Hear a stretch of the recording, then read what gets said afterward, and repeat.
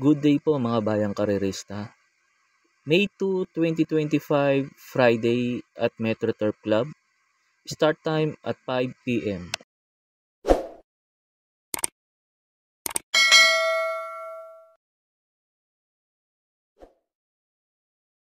Start na po tayo. Race number 1, numero 9, Bolshevik. Para po sa akin, susuluin ko na po ito. Na-impress po kasi ako sa Novatos run nito. Tapos ngayon, maganda pa position niya ngayon. Last to enter. Kasi yung Novatos run nito, yung numero 1 siya. Hindi ganong kaganda si Nalida. Pero sa tingin ko ngayon, nasa numero 9, nasa labas. Sa tingin ko po maganda itatakbo nalo neto. Pagkatapos nga pala ng info ko neto sa race number 1, mapapanood niyo po yung Novatos run neto ni Bolshevik. Kaya po sa race number 1, numero 9, Bolshevik, para po sa akin, susuluin ko na po. Thereof, early the second by Dos de Junio straight shooter, moving up is Bolshevik.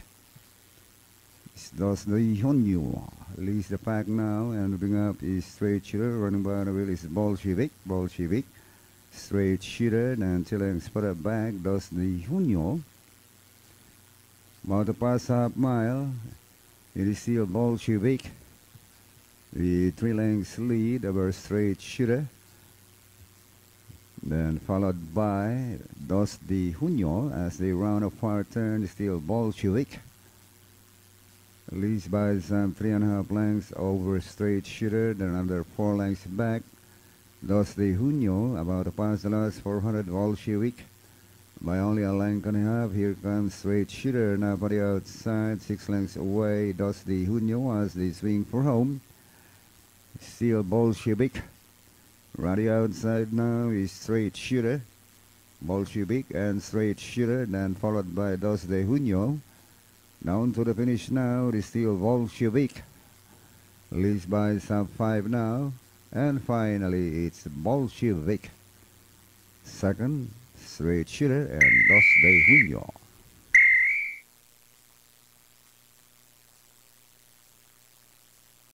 Sa race number 2 na po tayo. Dito po ako sa dalawang galing sa bakasyon. Yung numero 5, Static, saka yung numero 3, Thriller.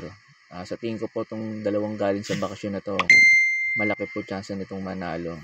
Itong numero 5, pag ito nauna si Static, sa tingin ko po malaking chance makatapos ng karera. Ang panigundo ko naman yung numero 3, Thriller. Sa tingin ko pa pag meron to, malaki rin po chance nitong manalo. Ang tersero ko po yung Gojigo. Pag ito nalyamado dito at lumayo ang benta, sa tingin ko po patok po dito. Bigyan lang ng importansya ng may-ari ito, sa tingin ko po lamang din to dito. Kaya sa race number 2, pang primera ko po numero 5, Static. Panigundo yung numero 3, Thriller. Pang tersero yung numero 2, Gojigo. Sa race number 3 na po tayo. Pang primera ko po numero 1, Queen Bell. Ito hindi lang po talaga maganda si Nalida na ito nakaraan. At hindi ganun kaganda tinakbo kasi nagka-problema sa takbo tong kabayo na to. Pag ito na-rate ni BJ Bigalieto sa Friday, sa tingin ko po malaki po chance nitong manalo. Panigundo ko po yung numero 7, Black Widow. Ito, hindi ko lang gusto gaano yung hinete, pero pag na-rate naman ni Pio Rep ito, sa tingin ko po rin malaki po rin chance nitong manalo. Kaya po sa race number 3, pang primera ko po numero 1, Queen Bell. Panigundo yung numero 7, Black Widow. Sa race number 4 na po tayo. Pang primera ko po numero 11, Del Monte. Panigundo numero 8, Successful Affair. Pang tersero yung numero 7, Sneaky Eye. Ulitin ko po pang primera ko po dito sa race number 4, numero 11, Del Monte. Panigundo numero 8, Successful Affair. Pang tersero yung numero 7, Sneaky Eye. Sa race 5 na po tayo. Pang primera ko po yung numero 7, Bad Boy MJ. Ito, bigyan lang ng importansya ng may-ari ito. Sa tingin ko po malaki po chance nitong manalo dito sa grupo na to. Last run nito, masama na sa lida, binuka pa. Sa tingin ko po parang ayaw talaga to na last run nito. Pag ito binigyan ng importansya ng may-ari, tingin ko po malaki chance manalo nito. Numero 7, Bad Boy MJ. Panigundo ko po yung numero 4, Grand Majesty. Ito si Migunda ito nakaraan. Maganda na rin tinakbo nito. Ang tersero ko po yung numero 3, Heavyweight. Ito po mga 4 kaladoms at 7.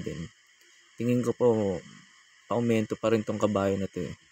Kaya sa race number 5, pampremera ko po yung numero 7, Bad Boy MJ. Panigundo yung numero 4, Grand Majesty. Pantersero yung numero 3, Heavyweight.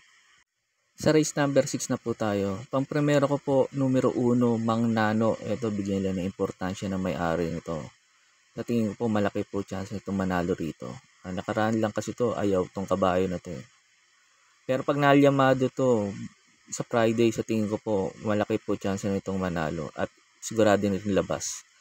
Panigundo ko po yung numero 7, Amazing. Ito, ang ganda ng tinakbo nakaraan. Sakaling iayaw yung 1, ito pang protection yung numero 7, Amazing.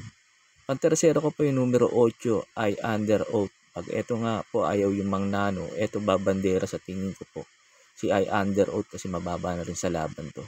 Kaya sa race number 6, pampremera ko po numero 1, Mang Nano. Bigyan lang ng importansya to. Panigundo ko po yung numero 7, Amazing. Pangtersero yung numero 8, I Under Oath. Sa last race na po tayo. Bago nga pala ako magbigay ng info ko dito sa last race, makikiusap po ulit sana ako sa inyo na sana po mag-subscribe po kayo sa YouTube channel ko at pakitap na rin po yung notification bell para updated po kayo tuwing mag-upload po ako ng mga info ko sa YouTube channel ko. Arnel Racing Tips, maraming salamat po. Sa last race na po tayo, numero 6, Autumn Shower. Pag ito binigyan ng importansya ng may-ari ito, tingin ko po patok na po dito sa last race. Kung gusto niyo mag-protection, pwede niyo sama yung numero 1, Bisyo Magserbisyo, saka yung numero 9, Buhayang Bato. Pero sa akin susuluhin ko na po to Autumn Shower. Basta pag nalyamado to at lumayo ang benta, sa tingin ko po patok na to. Basta bigyan lang din po ng importansya ng may-ari. Sa tingin ko po lamang na lamang po dito to sa last race to. Kaya po sa race number 7 sa last race, numero 6, Autumn Shower, susuluhin ko na po. Yun lang po, and good luck and happy racing po mga bayang karerista.